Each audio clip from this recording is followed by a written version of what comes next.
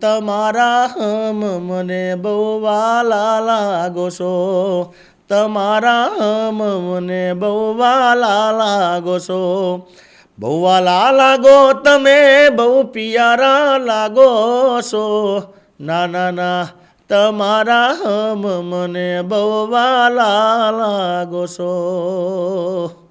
આ અવાજ સાંભળ્યા પછી મારે તમને કોઈ ઓળખાણ આપવાની જરૂર નથી, કારણ કે આ અવાજ એ ગુજરાતીઓના હૃદય સુધી પહોંચેલો અવાજ છે. આ અવાજ છે ગુજરાતના સુપ્રસિદ્ધ ગાયક જિગ્નેશ બારટનો. જિગ્નેશભાઈ, વેલકમ ટુ માય શો. ધન્યવાદ, થેન્ક યુ. કેમ છો ભાઈ? બહુ બિઝી હમણાં? અરે હમણાં તો કાર્યક્રમો ચાલુ છે હમણાં. તમારા હિટ સોંગની યાદી જોઈએ ને તો હમણાંમાં બહુ લોકો સુધી પહોંચ્યા છે. જી ભાઈ. અને એમાંય બેબી બેવફાએ તો ધૂમ મચાવી દીધી છે. એ હમણાં એક ફિલ્મનું ગીત હતું, હા. લગન લાગી, અને એમાં મલ્હારભાઈ, તરસદભાઈ અને આરોહી એમનું ફિલ્મ હતું. લગભગ આરોહીના સંદીપભાઈ. હા, એમના પિતાશ્રીનું હતું. અને એ ગાવાનું થયું, અને એ લોકોએ પહેલાં શૂટ કરવાની ના પાડતી હા. કે આપણે શૂટ કરવું નથી, કારણ કે ક્યાંક લાઈન આવતી હતી. પણ મેં કીધું ના, આ ગીત સારું છે, શૂટ કરો. અને શૂટ કર્યા પછી આખું ગીત આખા ફિલ્મ લઈ ગયું એમ. હા, લોકોએ બહુ સાંભળ્યું, પસંદ કર્યું, અદ્ભુત. અને ટ્રેક ઉપર નાચ્યા. અરે બહુ નાચે, નજી લોકો નાચે જ. એ ગીત ઉપર નાચે છે, અને તમારું બીજું એક ગીત જે ગયા વર્ષે આવેલું એના ઉપર લોકો નાચે છે. 5 વાગે પગ મારા તૂટે.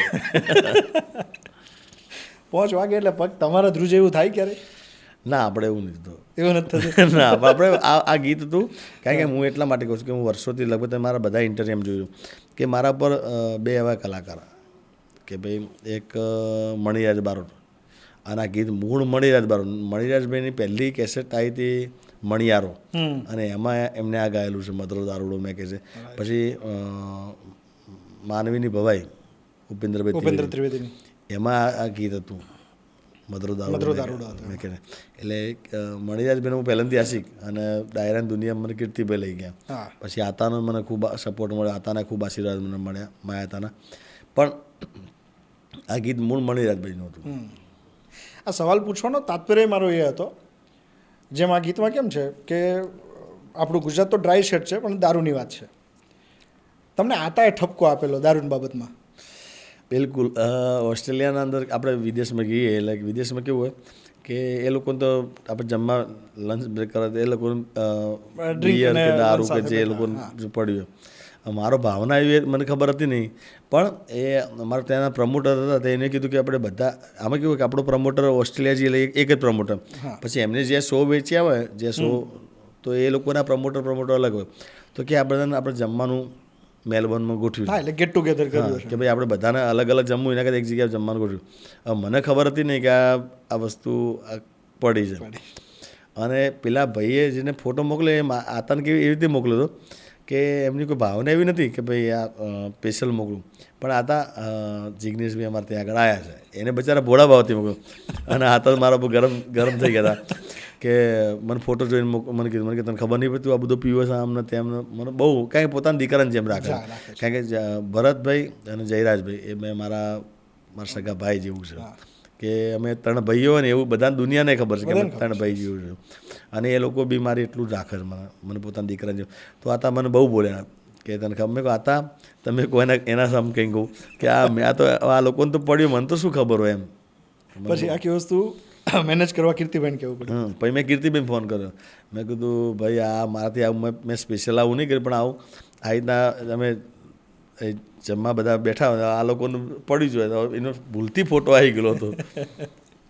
ના, એટલે આ બધી વસ્તુ આપણને એક શીખ પણ આપી જતી હોય છે. બિલકુલ બિલકુલ. કે એક સેલિબ્રિટી થયા પછી બહુ બધું ધ્યાન રાખવું પડતું હોય છે, કારણ કે આપણને ખબર ના હોય ને. આપણે હું તમે ત્યાં અહીં બેઠો છું, હવે અહીંયા શું પડ્યું શું નહીં આપણને ખબર ના હોય. ફેમ મળે એટલે આપણને બહુ બધા માનપાન મળે, પણ ઘણું બધું આપણે ગુમાવવું પડે, ઘણું બધું ભૂલવું પડે. કદાચ એવું થાય કેટલા તમે વ્યસ્ત થઈ જાઓ ફેમ મળ્યા પછી, કે તમે અમુક મિત્રો સાથે કનેક્ટ ના રહો. ગુમાવ્યું શું નામ મળ્યા પછી? ગુમામ તો કેવું છે કે સારા ભાઈબંધ જે મારા બાળપણના મિત્રો હતા એ બધા ગુમાવ્યા નહીં, પણ ટૂંકમાં હવે મારે એમને ઓછું મળવાનું થાય. પછી પરિવારમાં કે પરિવારને બી મારે કેવું કે હું જે બીજા મારા કાકાના દીકરા કે મામાના દીકરા બધા જે હોય એ લોકો મારે ઓછું મળવાનું થાય છે હવે, કારણ કે આ કાર્યક્રમોના કારણે. બીજું કે એમને ત્યાં પ્રસંગ હોય તો હું કેવું કે એકદમ શોર્ટ ટાઈમમાં પહોંચ્યો હોય કે હું ક્યાંક બીજે હોય પછી એમના ત્યાં એમ પ્રસંગમાં પેલા આપણે 2 દિવસ વહેલા જઈએ વહેલા જતા હોય. એવું નહીં જઈએ. એટલે તમે જ્યારે તમારો જૂનો સમય યાદ કરો બિલકુલ. તો અને અત્યારની બિઝી લાઈફ યાદ કરો, કઈ વસ્તુ તમારી પસંદ છે, કઈ વસ્તુ વધારે ગમે? ગુમામ કહ્યું કે હવે આપણે હાલ ક્યાંક બહાર ફરી નહીં શકતું. અને હું પેલો એકદમ રમૂજી માણસ છું કે હજી મારે પેલું એ નહીં ફાવતું કે ભાઈ કે આપણે આવું ના કરાય કે આમ ના કરાય કંઈ ના બેસાય. પણ એ હવે થોડુંક જોવું પડે છે, વિચારવું પડે, કારણ કે હવે સોશિયલ મીડિયા છે તારે તો તમને ખ્યાલ છે. અને સોશિયલ મીડિયા આવ્યા પછી તો કેવું કે બધું આખી દુનિયા પલટી ગઈ કે પહેલાં આપણે ક્યાંક ખાવું હોય તારે કે પાણીપુરી ખાતા હોય તો બી એમ લોકો કે ભાઈ જિગ્નેશ કે પાણીપુરી ખાઈ જાય, એટલે આપણે ખાવાની પણ આપણે ચાની લારી ઊભા હોય તો ચાની લારી ચા પીવાની હોય ને તો ત્યાં મજા આવતી. તો એ બધું વસ્તુ કેવું એવું છે, એ ઓછી થઈ ગઈ.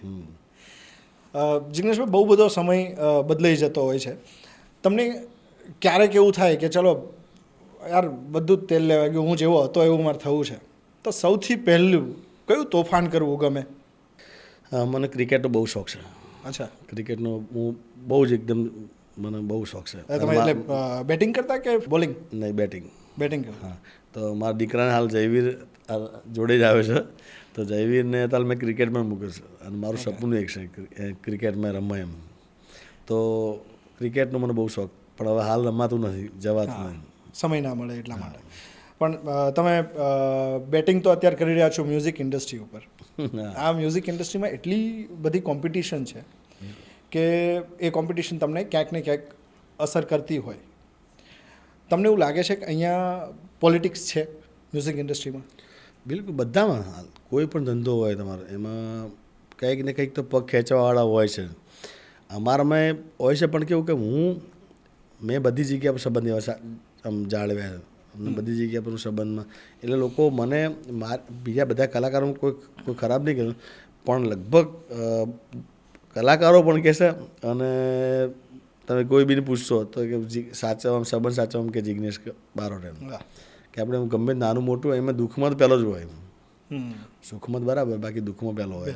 કોઈ પણ કલાકારમાં કોઈ નાનું ઢોલવાળો હોય, વગાડવાળો હોય, કોઈ બી હોય, તો એમાં મારી હાજરી અચૂક હોય, એમાં મારાથી જે થતું હોય એમ કર્યું. એટલે એ જ કારણે લોકોનો પ્રેમ મળતો હોય. પ્રેમ મળે. પ્રેમના ગીતો કરતાં તમે બેવફાના ગીતો બહુ ગાયા?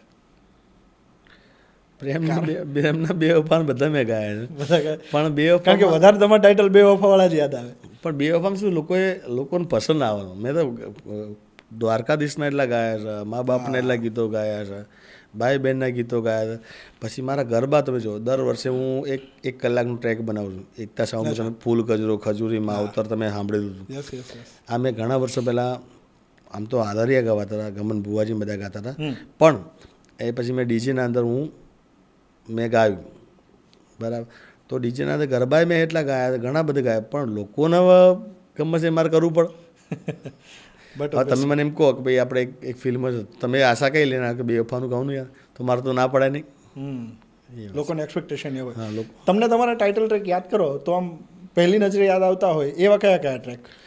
પહેલું તમારા હમ મને બહુ વાલા લાગે. મારું જિંદગીનું પહેલું મને દુનિયા દેખાડી તો એને મનોજ પટેલ છે, અમારા વિક્રમસિંહ બાપુ છે, એમને મારું પહેલું બનાવ્યું હતું તમારા હમ મને બહુ વાલા લાગો છે. પછી તો કેવું કે ભાઈ ડીજે દિલનો ખેલાડી ગણો, કે માવતર મળે તો મેલેડી જ્યાં મળજો, પછી ફૂલ ગજરો, ખજૂરી, આ બધા ગીતો મેં ગાયેલા. પછી ઉપર આપની જે ધરતી જીગર સ્ટુડિયોમાં મેં ગાયેલા, હાથમાં વિસ્કી રાઘવમાં ગાયેલું, દૂરથી સલામ આપણે સરસ્વતી સ્ટુડિયોમાં ગાયેલું. એટલે હવે તો કેટલા ટાઇટલ બને એ મને યાદ નહીં હોતા. અંદાજે કેટલા ગીત થયા જિગ્નેશભાઈ?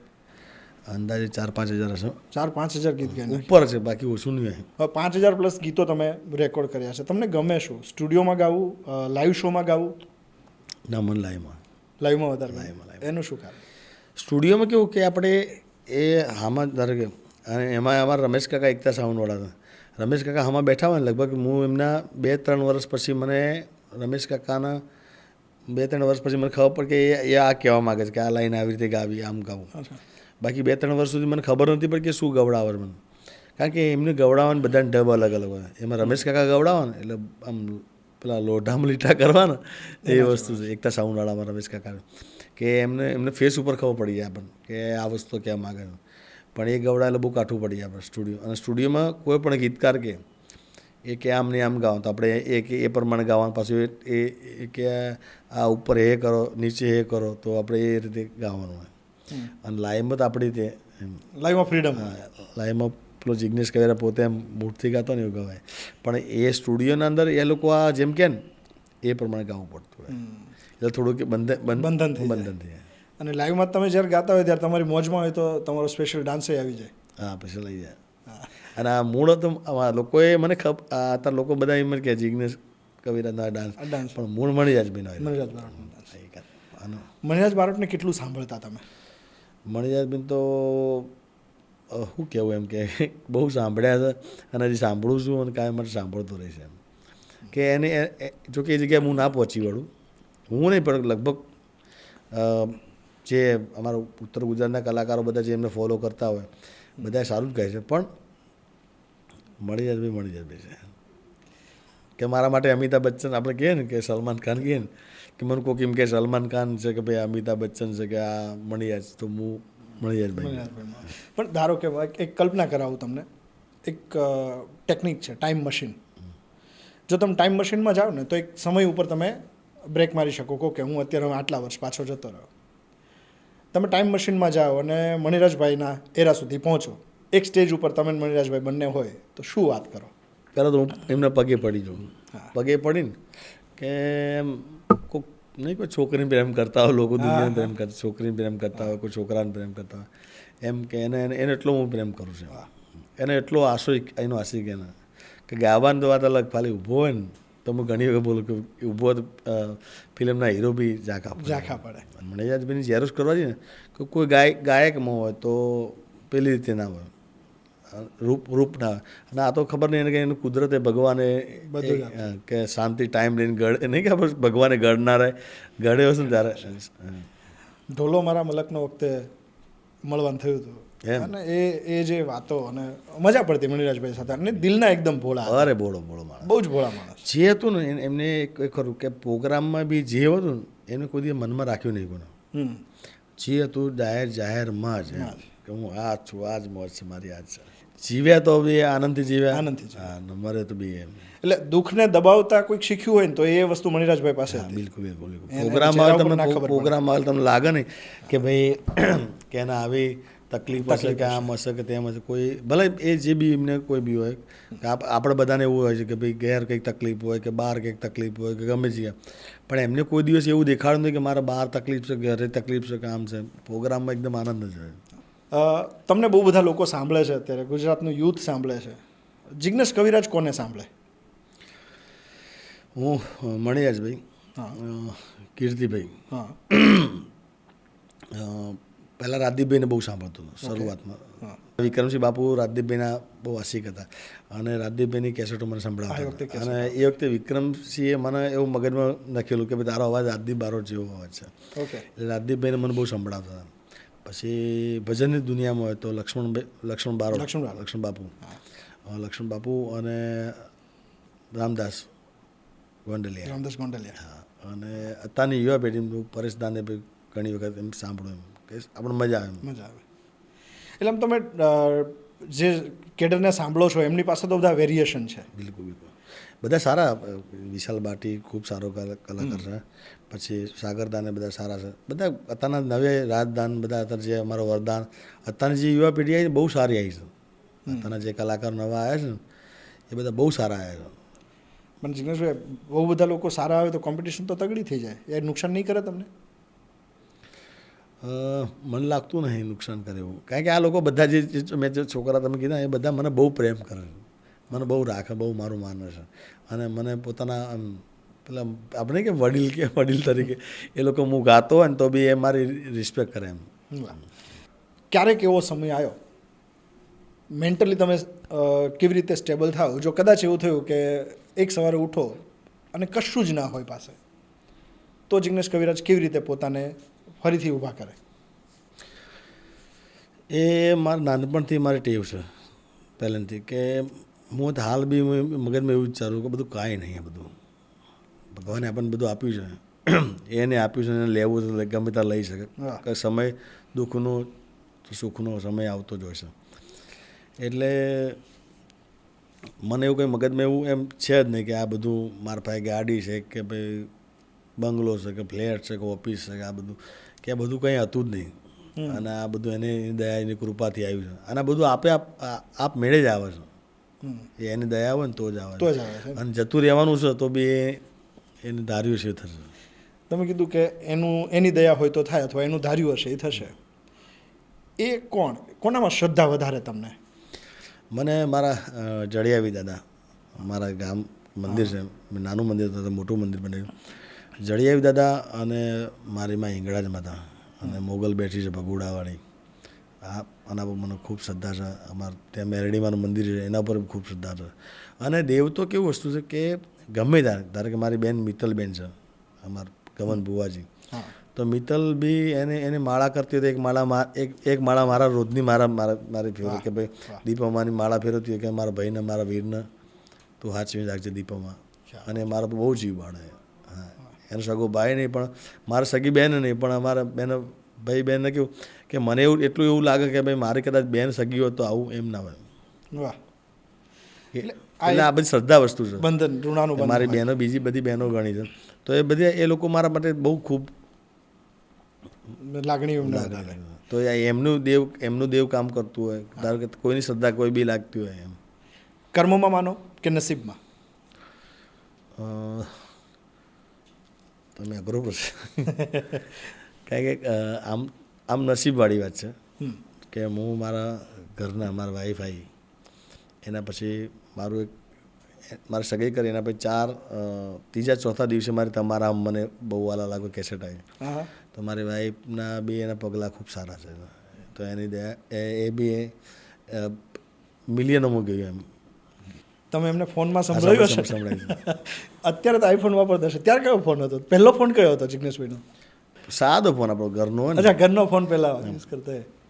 એક તે પેલું શું કે રૂપિયાનું ડબલું આવતું એમ રૂપિયો મૂકવાનો ને પછી ફોનમાં 1 મિનિટ વાત કરવા મળે એવી રીતે. એટલે કારણ કે એ સમય એવો, ગીત એવું તમારું વાયરલ થયું હોય અને એ વખતે સગાઈ થઈ હોય.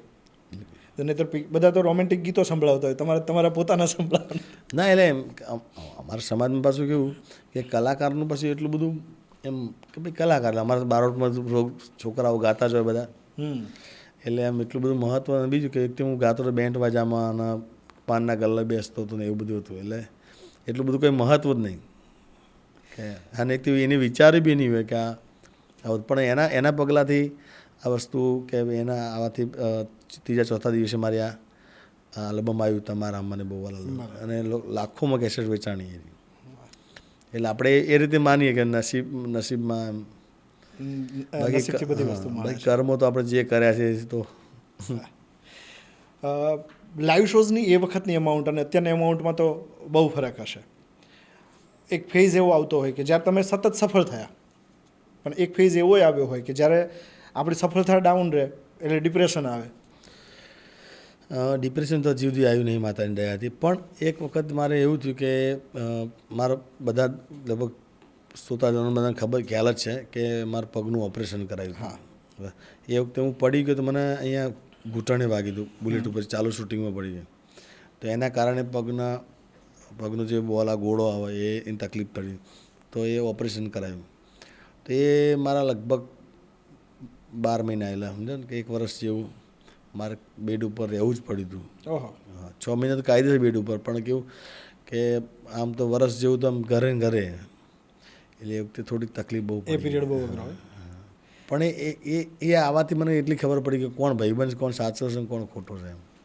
આપણું કોણ છે એની ખબર તો ખરાબ સમયમાં થાય. પણ એટલું હું ખાલી કહેવા માંગુ, તમારું કોઈ નથી. હા, સમજ્યા કે તમને લાગતું કે અમારો મિત્ર છે, મારો અંગત મિત્ર. તમારો અંગત મેં અમારા અકાભાઈ ઘણી વખત પ્રોગ્રામો બોલો, તમારો અંગત આપણે નહીં કે મારો અંગત છે તમારો સમય છે. સમય તમારો સારો હશે તો બધા આજુબાજુ ફરતા હોય, બાકી સમય કંઈ આગુપાછો થયો તો કોઈ કરતાં કોઈ તમને જેના પર વિશ્વાસ છે ને એ બી નહીં તમારા જોડે જાય. એ બધું કાંઈ મેં સમયને નજીકથી જોયો એટલા માટે. તો એટલે એ સમયે ભાઈબંધોની પરખ થાય. ભાઈબંધની, સગાવાલાની, બધાની.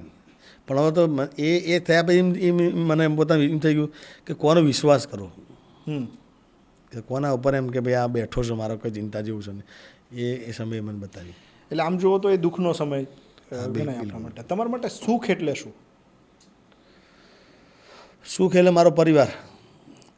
અને હું તો બધાને લગભગ ખ્યાલ છે મારા ભાઈબંધ મિત્ર સર્કલમાં કે હું જ્યારે પ્રોગ્રામ ના હોય એટલે મારા પરિવાર સાથે આનંદ પરિવાર સાથે હોય. અને એ જ છે, બીજું કાંઈ નહીં. બાકી આપણે બધું જોઈ લીધું દુનિયા. મિત્રો બહુ બધા જ તમારે મિત્રોના માણસ છો. બધા એવું કહે છે કે જિગ્નેશભાઈ એટલે સંબંધના માણસ, જિગ્નેશભાઈ એટલે મિત્રોના જાણ. મિત્રતા એટલે શું? મિત્રતા એટલે મારે જે મિત્ર કહું તો કેવું કે દુઃખમાં સુખમાં એ જઈને ઊભા રહે. બાકી લોકોને મેં જે લોકોએ મને મિત્ર બનાવ્યો એ લોકોએ કેવું કર્યું છે કે ભાઈ આપણે એના પ્રસંગમાં જઈએ તો સાચા, ના જઈએ તો આપણે મિત્રતા એમને ખોટું લાગી જાય કે આ મોટા માણસ થઈ ગયા, મોટા માણસ બની ગયા. એટલે ટૂંકમાં આપણો યુઝ કરવાવાળી વાત છે. બાકી સાચો મિત્ર તમારે એ છે કે તું તાર ચિંતા ના કર, તું આવે કે નહીં આવે એમ. પણ આ તો કેવું કે નામ છે, આવશે ને મિત્ર ભાઈબંધ છે ને આપણો. અને મારી દ્રષ્ટિ મિત્રતા એ વસ્તુ કહું છું કે તમારા દુઃખમાં સુખમાં આપણે એમ નહીં કે દુઃખમાં રહે, સુખમાં હોય તો તમારે જોડે જોડે હોય, દુઃખમાં હોય તો તમારે જોડે જોડે ઊભો હોય. ફેમસ થવું એ અત્યારે ક્યાંય એવું લાગે છે કે ડેન્જરસ છે અત્યારના સમય પ્રમાણે, લોકોના સંબંધ પ્રમાણે? એટલે મારી દ્રષ્ટિ, એટલે મેં તમે પહેલાં જ કીધું કે કલાકારની દુનિયાના અંદર તમે કોઈને ગમે તે પૂછશો તો મારા જેટલા સંબંધ કોઈ બનાવ્યા ઓછા નહીં બનાવ્યા હોય. કે મેં બધી જગ્યા પર સંબંધ જાળવ્યા છે અને જાળવું છું. પણ અત્યારે નવા જે લોકો અત્યારના નવા કલાકાર એમને એટલે બે હાથ જોડીને કહું કે થોડુંક સંબંધ ઓછા બનાવજો. સંબંધ ઓછા બનાવજો? કેમ? કારણ કે એ તમે નવા હોય, તમે જ્યારે તમે શીખતા હોય, જ્યારે તમે બહાર આવતા હોય, તમને મને પોતાને એવું હતું કે હું મારા 2 પ્રોગ્રામ મળશે, મને આમ છે તેમ. પણ જ્યારે તમારું નામ બની ગયા પછી એ લોકો આપણો બહુ યુઝ કરે કે આપણે ધારો કે લેતા હોય આટલા પૈસા તો આપણે એને જો સંબંધમાં માગવાના નહીં, કાંઈ બોલી ના શકાય. બરાબર. તમે નહીં જાઓ તો દુઃખ લાગશે. આ મારી પોતાની વેદના છે. ના વાત સાચી કે તમે નહીં જાઓ તો એમને દુઃખ લાગે. હા, હું તમારે ત્યાં આગળ તમારે નહીં આવું તો તમને દુઃખ લાગશે. પણ હવે મેં સંબંધ એવો બનાવેલો હોય તો મારે ગમે કાંઈ, મેં તો ઘણી વખત એવું જોયું કે હું મારો પ્રોગ્રામ મુંબઈ હોય અને આમ બનાસકાંઠા જવાનું, કચ્છમાં જવાનું સવારમાં આ મુંબઈ ક્યાં કચ્છમાં ક્યારે પહોંચું તો હું ગમે ફ્લાઇટમાં આવ્યો હોય ને પાછું ત્યાંથી એરપોર્ટથી બારોબાર ગયો ને ત્યાં કાંઈ કામ ના, ખાલી ફોટો જ પડાવવા જવાનું હોય, એક સામાન્ય ફોટો કામ હોય.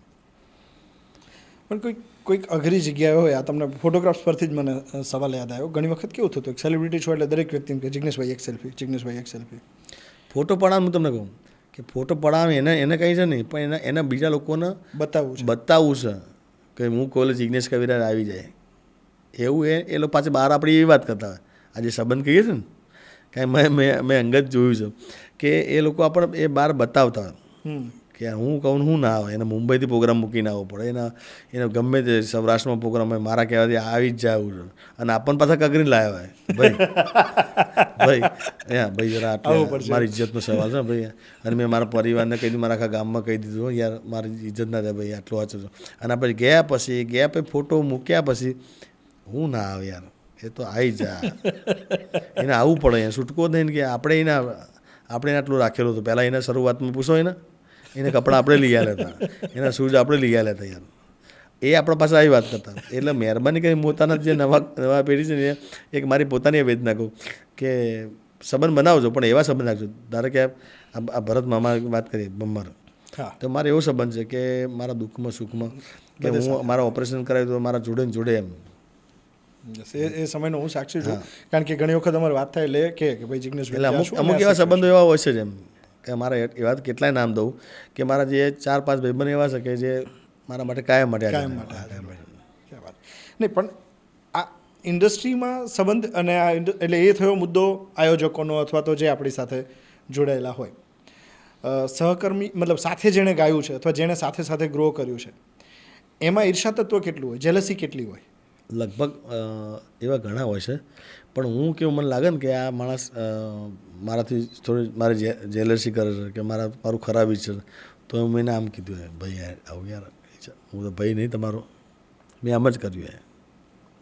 અમારી કીર્તિ બી એવું કહે છે કે આમ કરવાવાળા બહુ છે, કોઈ ગાળ બોલવાવાળા મારવાવાળા બહુ છે, પણ આમ કરવાવાળા ઘણા ઓછા છે.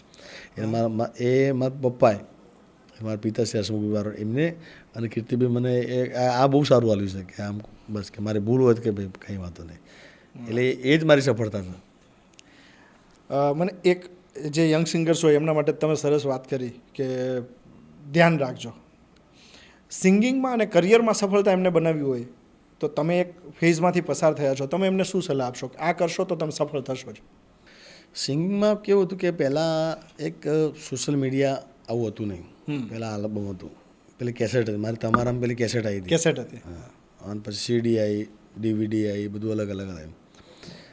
પણ હવે ધ્યાન રાખવા જેવું છે કેવું કે આપણે શું બોલવું, શું ગાવું, એ હવે પહેલાં ચાલતું હતું, આપણે ગમે તે બોલતા. પછી અત્યારે અકાબા નહીં કહેતા કે હવે અમે એવું બોલશું ને કે એક હતો ચક્કો એક હતી ચક્કી, તો કે ચક્કુ અમારું પ્રિય પ્રાણી છે, માગો માફી, તો આપણે કે હા બાપા ભૂલ થઈ ગઈ. બરાબર, એટલે અને ખબર નહીં પડતી આ લોકોને માફીઓ મગાવીને શું મળે છે એમ. માફી મગાવીને એમને શું મળે છે ને એ ખબર નહીં પડતી. તમે કંઈ બી બોલ્યા આપણે એમ કે ભાઈ આ ગાયા હોય તો કે ભાઈ તમે આવું કેમ ગાયા, માગો માફી, માફી માગી દીધી. એટલે હવે અત્યારના નવા સિંગરોનો જે અત્યારે હાલના જે પાછળ જે તૈયાર થયા એ લોકોને એ શીખવા જેવું છે કે આપણે શું બોલવું, શું ગાવું. અને બને એવું તો બીજું કોઈને માતાજી ભગવાન સિવાય એના પ્રેમના ગીતો ગાતા, લોકગીત ગાતા, આપણે એને બીજું કોઈ નામ દેવું જ નહીં કોઈ દાડ. જિગ્નેશભાઈ, તમે તો આટલું બધું કામ કર્યું છે એટલે તમને વિદેશમાં એટલા લોકો ચાહે છે. વિદેશ મુલાકાતો બહુ થઈ હશે, ત્યાં જઈને કોઈ જગ્યાએ હેરાન થવાનું થયું હોય અથવા કોઈ ફની મોમેન્ટ બની હોય? એમાં ઓસ્ટ્રેલિયામાં મારે થઈ હતી. હા, ઓસ્ટ્રેલિયા પહેલી વખત, બીજી વખત, ત્રીજી વખત હું ગયો. અને એ વખતે એવા પ્રમોટરો મને ભટકાણા, ભાઈ અમારી એવી હાલત કરી કે એમાં ખબર નહીં કે અમે કયા સકનના ત્યાં ગયેલા હતા ને, અને તો જાહેરમાં કહેવાય એવું નહીં, પણ એ લોકો એવી અમારે એમ કર્યું. પણ તો બીજા બધા મિત્રો સર્કલ બધા અમારા હતા ને એટલે મારું ચાલી ગયું બધું. બાકી બહુ હેરાન થયા હતા ઓસ્ટ્રેલિયા. વિદેશમાં જાઓ ત્યાં તમને સૌથી વધુ નહીં ગમતી વસ્તુ શું? હવે વિદેશમાં આપણે કેવું કે આપણે અહીં ધારો કે 2 ટાઈમ આપણે જમતા હોય, હા, જમીએ, સવારે અલગ બનાવીએ, સાંજે જમવાનું અલગ. આપણે અહીંયા એવું હોય, ત્યાં એ લોકોને એક નિયમ કે ભાઈ સવાર બનાવ્યું તો આપણે પછી જે વધ્યું હોય ફેંકવાનું નહીં, સાંજે ગરમ કરીને પાછું એ જ આપી દે, એ જ જમી લેવાનું. બરાબર, એટલે એ લોકોને એમ કે આપણે જે આપણે પોતાના માટે એમ. અને બીજી વસ્તુ કે એ લોકોને જોબ સિવાય કોઈ વાત નહીં. ગમે તારે પૂછો કે જોબ ઉપર શનિ રવિ જ ફ્રી હોય, બાકી તો 60 વર્ષના હોય કે 65 વર્ષના હોય કે જે હોય તે લોકો જોબ ને જોબ. એટલે પણ હવે તો મૂકવા બધું ઉપર તો આવવાનું છે નહીં. હારે એટલે એ લોકો જિંદગીમાં આ જ વસ્તુ કરે એમ કે ભાઈ જોબ. એમના છોકરા નાખવાના હોય ને તો કોકને મૂકી આવે કે ભાઈ યાર તમે રાખજો એમ, પણ અમે જોબ ઉપર હોય, પોતે કામ કરે ને છોકરાઓ બીજા મોટા કરે. મારે એવો ઓસ્ટ્રેલિયામાં એક કિસ્સો બન્યો. મારો મિત્ર હતો ઓસ્ટ્રેલિયામાં, તો એને એવું કર્યું મને કે ભાઈ તારે મારા ઘેર જમવા, મારો ભાઈબંધ હતો, મારા ઘેર જમવા આવવું પડશે. એટલે મેં કહ્યું ભાઈ રહેવા દે, મારા પ્રમોટર છે અહીંયા. અને પ્રમોટરે કીધું કે હું બધું આપણું સગવડ છે જ બધી, બરાબર, તો હોટલ છે, જમવાનું બધું. મેં કે ના, મારા ઘેર તું આટલા આવ્યો છે, મેલબોર્નમાં આવ્યો, તું મારે જમાય અગર જાય તો કે ચાલે ને એમ. તો પછી મેં કંટાળી કે મેં એક કામ કર, તું કાલ સવારે હું જમવા આવીશ, તું લેવા મને આવી જજે. તો સવારે હું બ્રશ કરતો હતો એને ફોન આવ્યો કે ભાઈ આપણે જમવાનું બધું રેડી છે, તો કેટલા વાગે તૈયાર? મેં બસ હું તૈયાર થઉં છું. તો કે હા, મારો ડ્રાઈવર લેવા આવે છે. મેં પરાણે મેં કહ્યું દુઃખ ના લાગે એટલા મને, જોજો મારી હાલત કેવી થઈ. હું ત્યાં ગયો તો એ ભાઈ જોબ ઉપર, ડ્રાઈવર લેવા આવી ગયો, તો હું એના ઘેર જમવા ગયો તો એની વાઈફે જોબ ઉપર, એ પોતે જોબ ઉપર, છોકરા સ્કૂલમાં, કોઈ ઘરે નહીં. અને એની વાઈફ બનાવીને જમવાનું બનાવીને ગઈ હતી. અને શું કહેવાય આપણે એના કામવાળા હોય ને એને મેં જમવાનું આપી દીધું. તો જમી લે. તોય પાછો નહીં વળતો, તોય મેં કે મને કે વ્યવસ્થિત જમે ને કે યાર, કે બસ કે મારે પાવું કે મને કે તું જમ્યા ને તો કે મને બહુ એમ કે સારું લાગ્યું કે મારે ઘેર જમે તો ખરો. પણ મને કેવું લાગ્યું એ તો પૂછ. હું માણ કીધું યાર. તમને સૌથી વધારે શોખ શેનો જિગ્નેશભાઈ? શોખ તો પૈસા કમાવાનો. આ સેમ જવાબ મને રાકેશ બારોટે આપ્યો હતો. મેં કીધું શોખ શું? તો કે પૈસા કમાવાનો. એટલે પૈસા કમાવાનો એટલા માટે કહું છું ને કે પૈસા તો જરૂરી છે, પણ વધારે મને ફેમિલી સાથે ફરવાનો શોખ વાહ. અને પરિવાર સાથે હો. પરિવાર સાથે ફરવાનો શોખ. એટલે મારે ઘેર આવીને પૂછશો તો તમે ગમે તે પૂછશો તો હું જ્યારે મારા પ્રોગ્રામ ના હોય તો ફેમિલી સાથે ફરતો જ હોય. તમે લોંગ ડ્રાઈવ ઉપર ગયા હોય તો તમને ફેમિલી મતલબ અમારા બેન એવું કહે કે કંઈક સંભળાવો, તમારા ગીતો સાંભળે? મેં એક ગાયું હતું ને બહુ વાયરલ થયું, તમે કદાચ જોજો. મારા વાઈફનું તમે લખશો ને જિગ્નેશ કરે વાઈફને એવું કંઈક તેમાં આવશે. એમાં એક ગાયું હતું કે એ તુને દિલથી માનું મારા યાર, તું મારા જીગરનો ટુકડો, તું તો મારા માટે નસીબદાર, તું તો હસે ને ફૂલ ખીલે યાર, જીગાના જીગરનો ટુકડો. આ મેં ગાયું તો બહુ વાયરલ થયું. ક્યાં વાત છે. અને કૃષ્ણ ભગવાનને દર્શને તમે જાઓ, કાળા ઠાકરના દર્શને, ત્યારે મનથી કયું ગીત સૌથી પહેલું નીકળે? બધા તો આ ગાઉં છું. ઓ ડાકોરના ઠાકોર, મારું favorite. તારા બંધ દરવાજા ખોલ, એ જય રણ છોડ માખણ ચોર, તારો ગલીએ ગલીએ શોર, દુનિયાનો દાતાર બની તું કેમ બન્યો છે કઠોર, ડાકોરના ઠાકોર, તારા બંધ દરવાજા ખોલ. પહેલાં ગવાતા હતા એ ટિપિકલ ટ્રેડિશનલ ગીતો ગવાતા હતા. હવે એની સાથે મ્યુઝિકમાં ચેન્જ આવ્યો છે. મ્યુઝિક આખું મૂળ બદલાયું છે. તારે હાલ મૂળ જૂના ગીતો ચાલે છે લગભગ. તમે જોઈ લો એમાં લગભગ મણિયાજબીના હમણાંથી બધા હમણાં બહુ ચાલે ગીતો ચાલે. હા, જેટલા બી હમણાં ફિલ્મમાં આવ્યા. મેં મધુર દારૂડો ગાયો, તે હંબો હંબો વિછુડો, ઓકલીઓ, પછી મણિયારો, આ બધું મૂળ હા, જૂનું જ ગીત, જૂના ગીત એમાં મારા. પણ અત્યારની જે જનરેશન હતા, જે છોકરા હતા, કે મારો છોકરો છે બરાબર, તો એના ત્યાં ખબર નહીં મણિયાર બારોટ કોણ હતા. એના માટે એ ગીતો અત્યારે ગીતો નવા લાગે છે. અત્યારે લોકો મને હું અમેરિકામાં જાઉં કે લંડનમાં જાઉં ને તો મને કહે તમારું પેલું મધુર દારૂડો સંભળાવો ને યાર. આ મધુર દારૂ મારું નહીં ભાઈ, એ હતું મણિરાજ બારોટ સાહેબ. મણિયાજભાઈનું હતું. અને મણિયાજભાઈનું એને પહેલાં જૂનું જૂનું હતું, હતું. એ બી ગોતીને લાયા હતા. તો આ બધા ગીતો અત્યારે એવું છે કે જે જૂના ગીતો આપણે હાલ ગઈશું ને તો નવા થઈ ગયા, લોકોને આપણું નવું લાગી રહ્યું છે કે ભાઈ આ નવું છે, નવું થઈ ગયું છે. બાકી આપણું કોઈ છે નહીં. જિગ્નેશભાઈ, કન્ક્લુઝન ઉપર આવીએ. બહુ બધી વાતો આમ તો તમારી સાથે નીકળે, બહુ બધા ગીતો, તમને ગીતો ગવડાવવા બહુ ગમે તમારી સાથે, પણ જો ગીત ગવડાવું તો વાતો રહી જાય. બેવફાના બહુ બધા ગીતો તમારે હિટ છે. એક ગીતથી મારે ક્લોઝિંગ કરવું છે. કયું ગીત યાદ આવશે? બેવફાના ગીત તો મેં ઘણા ગાયા હતા. એમાં એક અમારા મનુભાઈ લખેલું, સાજણ લાખોમાં એક જોતે હો નાની રેખ તારી, રેખ મારા પ્રેમનું નિશાન છે તારી, રેખની યાદ મને આવશે. અને એના પછી રાજનભાઈ અને ધવલભાઈ લખેલું, એના ગયા પછી જિંદગી જાણે પૂરી થઈ ગઈ, મારી સંભાળ લેનારી જતી રહી. ઇલેક્શન લડશો ખરા? ઇલેક્શનની એવી વાત છે કે જ્યારે પાર્ટી આપણને સોંપશે કે હવે તમારું આ કામ છે જરા કરવાનું છે. પણ પોપ્યુલારિટી તમારી જે રીતે છે અને સમાજ સાથે ઊભો હોય છે, ચાહકો સાથે ઊભા હોય છે, તો જીતવાના ચાન્સીસ તો વધી જાય. મને પહેલાં મારા ઘરનો સપોર્ટ મને ખૂબ મળ્યો. અને એટલું નિયમ યાદ રાખવું કે પહેલો ઘરનો સપોર્ટ, ગામનો સપોર્ટ અને તમારા સમાજનો સપોર્ટ, મારા બધાનો બહુ મળ્યો. મને ઘરનો સપોર્ટ ખૂબ મળ્યો. મારા સમાજ વેંચાવાળો સમાજ, ખેરાલુ ગામ છે મારું, એ લોકો મને પોતાના વડીલો મને દીકરાને જેમ રાખતા હોય, કે બહેનો મને ભાઈ જેવી રાખતા હોય, કે ભાઈઓ હોય કે પોતાના સગા ભાઈને જેમ રાખતા. સમાજનો મને ખૂબ સપોર્ટ મળ્યો.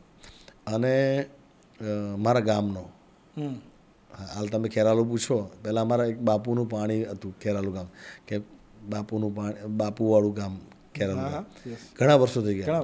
પણ અત્યારે હાલ ખેરાલુ ગામ ગયેલ કે જિગ્નેશ કવિરા તો જિગ્નેશ બારોટનું ગામ છે એમ આવું. અને મને મારા ગામનો મને ખૂબ ગૌરવ છે. હું ખેરાલુનું છું. ગાયકમાંથી અભિનેતા બન્યા. હા. અને હવે અભિનેતામાંથી તમે નેતા બનશો એવી અમે આશા રાખીએ. તો આપણે આપણા સમાજનું કે આપણા ગામનું, આપણા વિસ્તારનું એ બી કંઈક આપણે ખરી પણ એ મારા એમ થાય એવું છે નહીં. અમારા આ ચૂંટણીની વાત કેવી છે કે એમાં ચૂંટણી લડું, ચૂંટણી ઊભો રહું તો જ આ હું કરી શકું, જીતું તો એના માટે ચૂંટણીમાં આવવું જ પડશે. બાકી તો બીજી રીતે હું કેવી રીતે કરી શકું? હું કદાચ 5-25 આપી શકું, બીજું કાંઈ કરી ના શકું. પણ 2027 આવે છે એટલે તમારી આમ માનસિક તૈયારી તો ખરી. હા, બિલકુલ તૈયારી આપણી પૂરી. આશા જો એ લોકો આપણને એમ વિચારશે કે ભાઈ જિગ્નેશ કવિરાજને આપણે, બાકી આપણે બીજું કંઈ કહેવાના નથી, પણ એ લોકો એમ કહે કે આપણે જિગ્નેશ કવિરાજને રાખવાનું છે તો આપણને ફોન આવશે તો આપણે જરૂર ચોક્કસ. આશા રાખીએ કે અમે તમને નેતાના રૂપમાં પણ જોઈએ, જી, out and out, white and વ્હાઇટમાં જલ્દી જોઈએ જિગ્નેશભાઈ. થેન્ક યુ, તમે મારા શોમાં આવ્યા. ધન્યવાદ. જય માતા.